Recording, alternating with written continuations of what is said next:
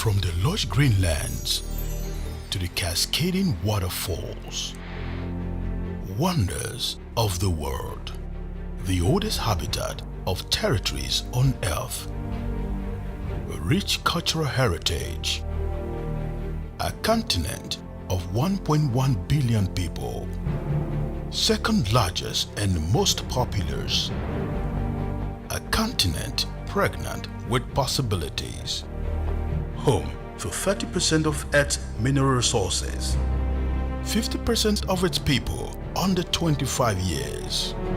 Africa, the land of the great. Our spirit resilient. Our enterprise profitable. Our future inspiring. Africa is inspiring. Be inspired.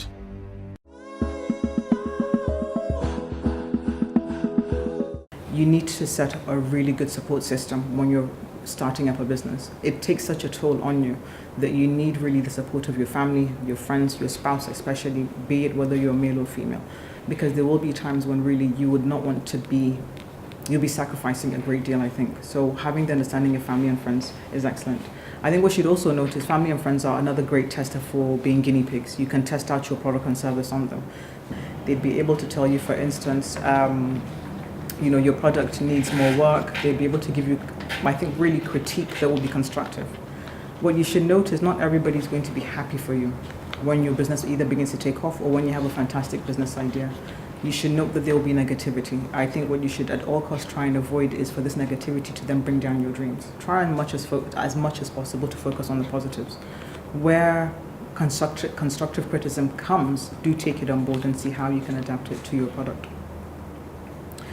I've left things like selecting business name tools halfway through this discussion simply because I think we tend to go things about in the wrong way in Nigeria. You decide you want to run a business and you go and select a name immediately when you haven't even figured out what product you're trying to do. Names are very important. You want something not too generic, but you want something not too specific. Setting up Sadia Amino Incorporated may really not kind of be very inclusive.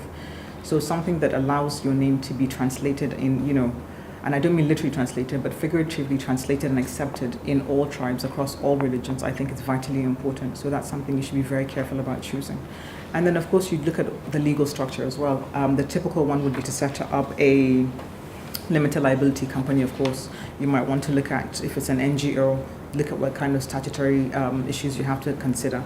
CAC, Corporate Affairs Commission, would be in the best position to kind of offer you advice for how to go about doing that. And you can register a name very easily. It doesn't cost too much money. You can set up all those kind of structures. Getting yourself a company or legal advisory service really won't cost much. It's good to put these processes in place so that you can make sure that you are adequately provided for and you don't end up in kind of any problems down the line.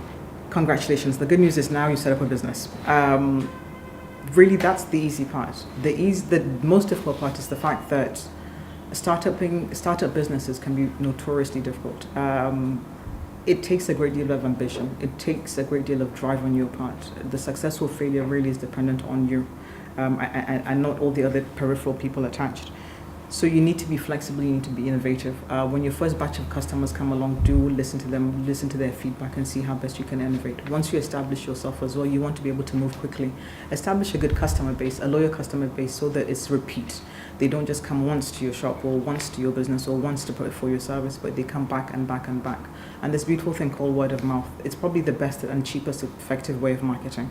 Once one friend likes a service, they would tell their family and friends, and they will then definitely come to you. So it's important, I think, for you to also look at that once you kind of establish your business. So deliver quickly, be flexible and innovative, and definitely, as far as you can, try and offer new, I think, lines of the same business or new products. What I like to do also is keep a tab on your competition, what's happening in the industry, and see how best also that you can match those trends. Do be careful about not following fashion. I think these are things you can find in textbook and they're fairly standard. What I thought would be more interesting actually is to look at what I wish somebody had told me, for instance, at 10 or 15 or 20 years ago about starting a business. So what the books don't tell you. I'm going to start with a slight bit of negativity, even though I've advised not to be negative. What you should know is there's a ridiculous percentage of businesses that close within 24 months. That's just 2 years of operation.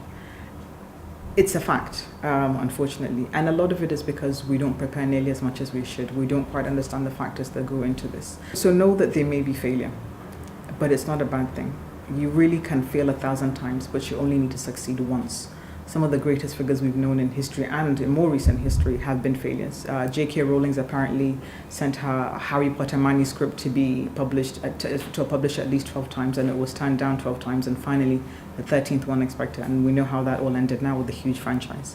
Henry Ford, we all know the Ford motors that's driven globally across the world. He apparently went bankrupt 4 or 5 times. Edison, that created the humble bulb, it took him 1,000 tries. Interestingly, when a reporter asked him, "You failed 1,000 times," he said, "No, it simply took 1,000 times, 1,000 steps to get to making this bulb."